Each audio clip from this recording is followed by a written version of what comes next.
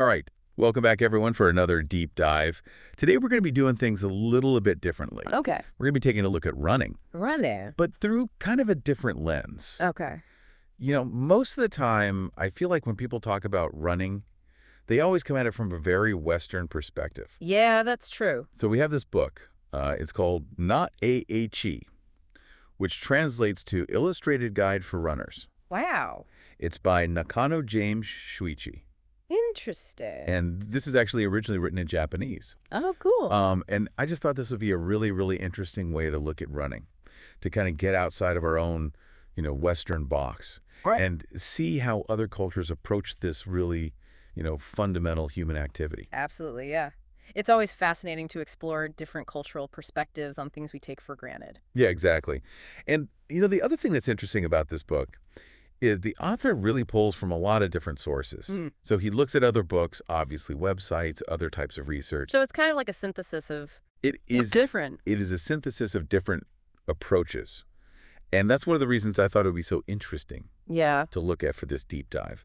Because I think, we're not just going to be looking at one particular way of thinking our running, but we're going to be looking at kind of a broader, A more holistic approach. a much more holistic Nice. approach. Yeah, yeah. And it's actually designed as a textbook, which, you might not think a textbook would be the most fascinating read. Right. But this one's actually pretty engaging. Well, that's good. And one of the things that it really focuses on is teaching people how to run long distances. Mm-hmm. So even if you're a complete beginner, Oh, wow. you can pick up this book and it'll walk you through everything you need to know to kind of start running. Interesting. So it's very accessible, even if you're not, a seasoned runner. Exactly. Yeah. Now, one of the first things that really jumped out at me when I started reading this book was this concept of karada kokoro.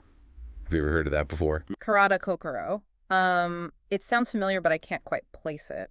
Yeah, so it translates roughly to like body-mind unity. Oh, okay. And basically what it means is that in order to run well, you need to find this harmony between your physical body and your mental state. Right, that makes sense. Right. Yeah, because if your mind is not in it, Yeah. you're not going to perform well physically. Exactly.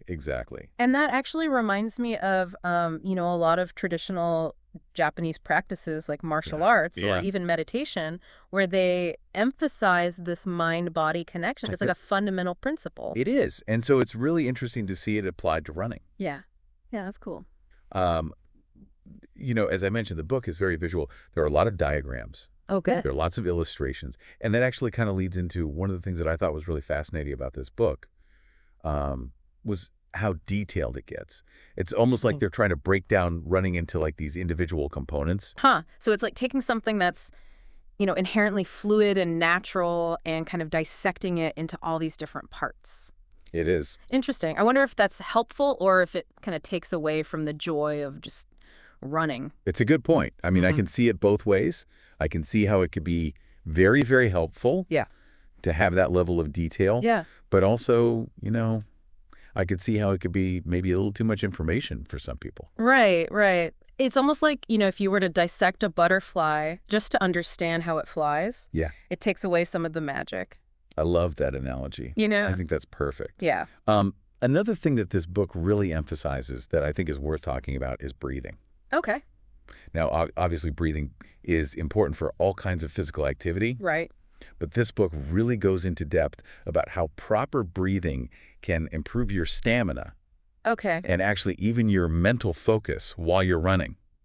Interesting. So it's not just about getting enough oxygen, but it's also about the mental aspect of it. Totally. And they actually recommend specific breathing patterns for different paces and different types of terrain. Oh, wow. That's interesting. I've never really thought about that before. Yeah, I mean, it's pretty detailed. Like they Yeah. really go into, okay, if you're running uphill, you should be breathing like this. It's interesting how they're connecting something as seemingly simple as breathing to the overall running experience. Exactly. Both physically and mentally. And again, it really comes back to that idea of body and mind unity. Right. It's like everything's connected. It's all interconnected. Right. And, I think one of the most valuable takeaways from this book for me, and this might be a little bit unexpected, Okay. was how it got me thinking about learning in general. Oh, interesting.